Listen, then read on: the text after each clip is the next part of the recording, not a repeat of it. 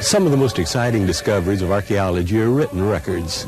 Inscriptions in stone, inscriptions on coins, manuscripts, even manuscripts of the Bible. The Dead Sea Scrolls are an example of this because no archaeological discovery of the 20th century has been more exciting than the scrolls. The Dead Sea Scrolls were discovered beginning in 1947 here at Qumran, overlooking the north end of the Dead Sea. The first scroll was discovered by accident by a shepherd boy of the Tamra Bedouin tribe. Elias Suva of Bethlehem belongs to this tribe, and his father was the sheik of the tribe at that time. Elias recalls how it happened. That after that shepherd lost a goat here, he went up to that cave up the hill ahead of us and saw cylindrical jars in. He went in and he thought could be gold in the jars. He opened the first one scroll, the second another scroll, and he was upset. Destroying the jars, he picked the scrolls, and about 4 weeks later, the shepherd brought to my father to Bethlehem 3 scrolls. He brought Isaiah, the book of discipline, and Habakkuk. He thought I can sell them. And I used to carry Isaiah 24 feet long scroll in my car. I show it to many people. They tell me it's witchcraft, get rid of it. And my father is the one who told the shepherd to take the scrolls to a shoemaker in Bethlehem by the name of Kando. The cave where the shepherd found the scrolls was here on a desert hillside about 8 miles south of Jericho. And hidden in the cave, protected in pottery jars, he found 7 old manuscripts written on leather. One of them, which you see here, would prove to be a 2,000-year-old manuscript of Isaiah, the oldest manuscript of a complete book of the Bible ever discovered. Kando, the shoemaker, paid the shepherd $25 for the old leather manuscripts. Thankfully, he didn't use them to repair shoes, but instead he sold 4 of them to the bishop of his Syrian Orthodox Church in Jerusalem. The Isaiah scroll was photographed, and when William F. Albright, the famous American archaeologist, saw the pictures, he called it the greatest manuscript discovery of modern times. And the Syrian bishop knew that he had a good buy in the scrolls. The bishop took them over to USA, sold them for $275,000 to a Jewish man by the name of Samuel Kotzman. So you can imagine that poor shepherd brought to light the biggest discovery in the 20th century. What he got out of the whole deal was $25. And that's why since 1947, when he see me in Bethlehem, he turned his back to me. He think I'm crazy when I told him they are witchcraft, the scrolls were. After the 7 manuscripts were discovered in that first cave in 1947, the Bedouin shepherds and the archaeologists spent the next 10 years exploring hundreds and hundreds of caves in these mountainsides, looking for additional scrolls. And in 10 caves, they found manuscripts, or at least fragments of what had once been manuscripts. The most important of these discoveries was cave number 4 that we see here, that was found in 1952. Cave 4 did not have any complete manuscripts like Cave 1, but it had thousands of fragments of manuscripts. There were no jars in Cave 4 to protect the scrolls, so lying on the ground for nearly 2,000 years, they had fallen to pieces. After years of study, scholars identified nearly 400 different manuscripts from Cave 4. Almost 100 of these were biblical manuscripts, including every book of the Old Testament except Esther. As the Bedouin shepherds and archaeologists combed the mountainsides looking for more caves, the Bedouin made most of the discoveries. They knew the land. The Jordanian Department of Antiquities authorized Kando to buy the scrolls from the Bedouin, and Kando became a famous antiquities dealer with a shop in Jerusalem. As the shepherds found more caves, 6 in the summer of 1955, they also found a way to increase their income. I have seen the shepherd cutting the scrolls to inches, selling inch by inch. They think they can get more money. When the archaeologists learned of the first 7 scrolls, they had many questions. Where was the cave where the scrolls had been found? Who had copied them? Why were they hidden in the cave? They soon realized that an ancient ruin near the cave, Kirbet Qumran, might have the answers. 2 archaeologists, Lancaster Harding and Roland DeVoe, began excavating Qumran in 1953, and they worked at the site for 4 years. Their discoveries, along with the Manual of Discipline, one of the scrolls from Cave 1, have answered most of the questions. They learned that Qumran was a Jewish monastic community, probably Essenes. They settled here in the Judean desert about 130 B.C., and except for 30 years during Herod the Great's reign, they lived here for 200 years till they were destroyed by the Romans. The Essenes believed that the Jewish nation had fallen away from God. They were the faithful remnant, the sons of light, and they had fled to the wilderness to wait for the end of days and the coming of the kingdom. They were looking for two messiahs, a priest and a ruler like David. These ruins where they lived for nearly 200 years tell us a lot about this Essene community. This was the only section of the community building that was 2 stories high. It was a tall tower, probably intended for the protection of the community at time of attack. The archaeologists found the scriptorium, or library, where the Essenes worked on the scrolls. Ink pots were even found here, along with stone tables and benches. They also found a piece of pottery with the Hebrew alphabet crudely lettered on it, maybe the work of some young scribe just beginning his training. We know from the Manual of Discipline, one of the manuscripts found in Cave 1, that the Essenes worked in shifts, 24 hours a day, in this library, scriptorium, writing commentaries, copying their precious manuscripts of the Bible. The largest room in the building, 75 feet long, has been called the Hall of the Congregation. And we know from the Manual of Discipline that the men of the congregation met here for all of their meals together.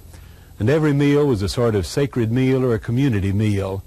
As the men of the congregation ate together, one of them would be reading from the Scripture and expounding the Scripture, so there was a sacred import to each one of their meals.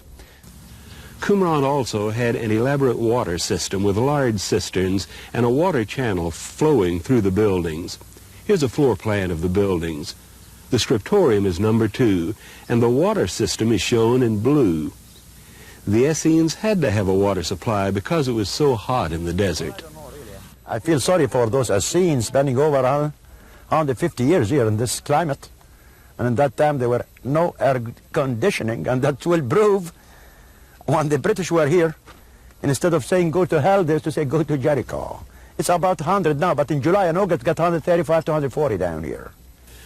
Also, the Essenes practiced ceremonial immersion, baptism, and they had to have running water in their mikvot or baptistries. What about food? There are freshwater springs down near the Dead Sea, and the Essenes probably raised enough grain down there to feed the community. And these springs probably explain why the Essenes settled here in the first place. Living here in solitude, the Essenes were waiting for God's kingdom to come. But their solitude was shattered in 68 A.D. when the Jews rebelled against Rome. The Roman army marched down the Jordan Valley and destroyed Jericho, then Qumran. As the army approached, the Essenes must have hidden their manuscripts in the caves. The men may all have perished, but their scrolls survived to be discovered by accident in 1947. The 7 scrolls from Cave 1 are on display in the Shrine of the Book in Jerusalem, built in honor of Samuel Goetzmann, who bought the scrolls from the Syrian bishop and returned them to Israel. The outside of the museum looks like the lid of one of the pottery jars from Cave 1, and inside, 2 of the jars the shepherd found are on display. One of them is about 3 feet tall. The second is a little shorter. The inside of the museum is like a cave, and it's rather dark. This gives the illusion of being in a cave, and it also protects the scrolls from light. The Isaiah scroll is the museum's treasure, and it's displayed in a circular case in the center of the room. This scroll is 2,000 years old, and this makes it the oldest manuscript of a complete book of the Bible that has ever been discovered.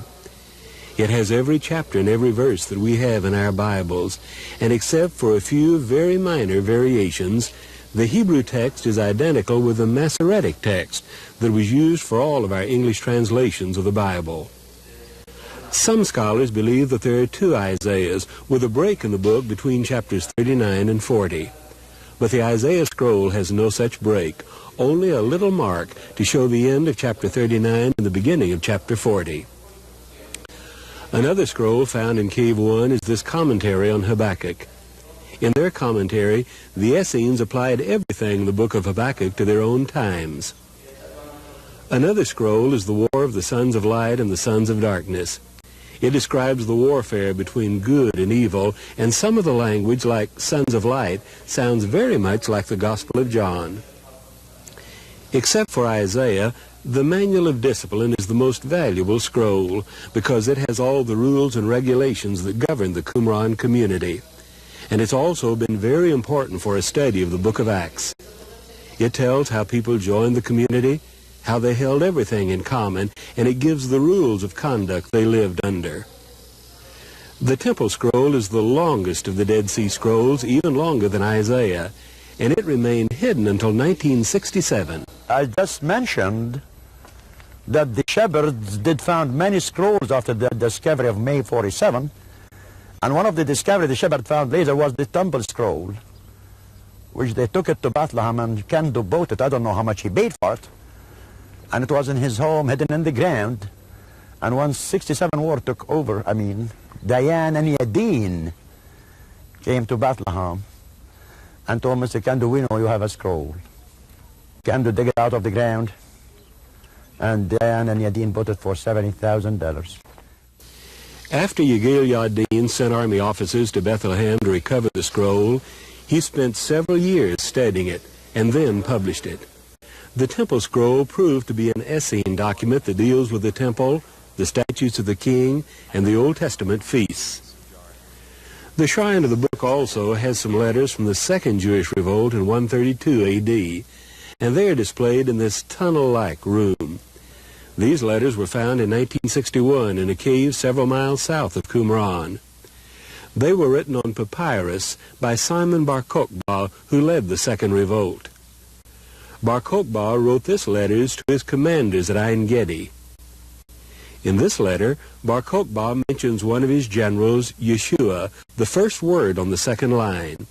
Yeshua is the exact name in Hebrew of Jesus, and this shows how the name Jesus was written in the first century. In this letter, Bar Kokhba orders one of his generals to put the Galileans in fetters. The Galileans were the Jewish Christians, and this is the first tangible evidence outside the New Testament of the persecution of believers. Now, let's talk about the value of these scrolls found at Qumran. Why have they been called the most important manuscript discovery of the 20th century? Before the scrolls were discovered, the oldest Hebrew manuscript of the Old Testament was the Aleppo Codex, which they also have at the shrine of the book.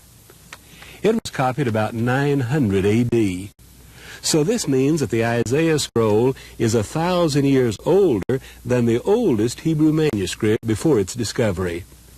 And this means that in the Dead Sea Scrolls, scholars now have invaluable new sources for studying the text of the Old Testament. The scrolls are also valuable because of the information they have about community life at Qumran. The communities of Qumran and the New Testament community had many similarities. For example, when one reads the book of Acts and finds that the believers put all things in common.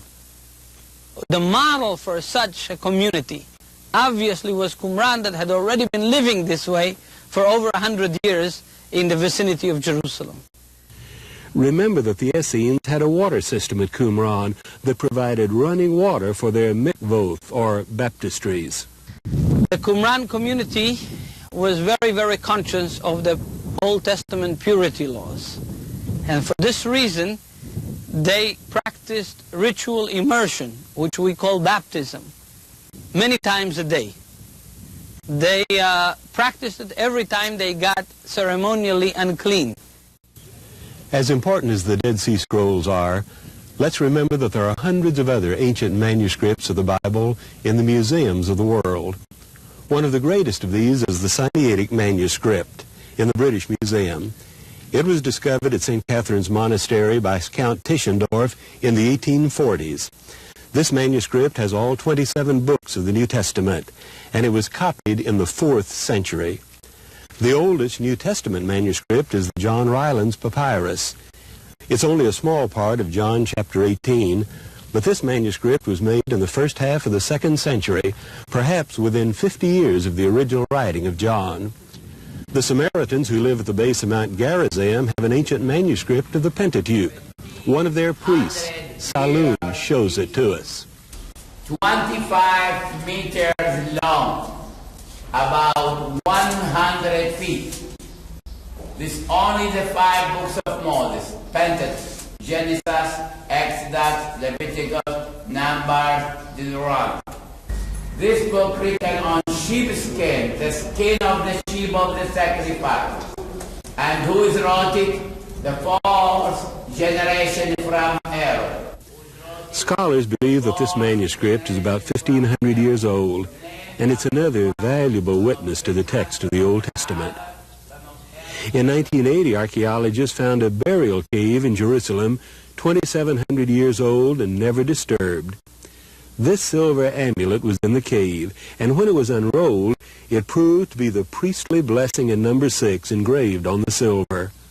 The Lord bless you and keep you. The Lord make his face to shine upon you and give you peace. This is now the oldest fragment of Scripture ever discovered, about 500 years older than the Dead Sea Scrolls. Thanks to the Dead Sea Scrolls and these many other manuscripts, we can have great confidence in the text of our Bible. When we read the Bible, we don't need to ask, is this book just like it was written by Matthew and John and Paul? We don't need to ask that question. We can be sure that it is.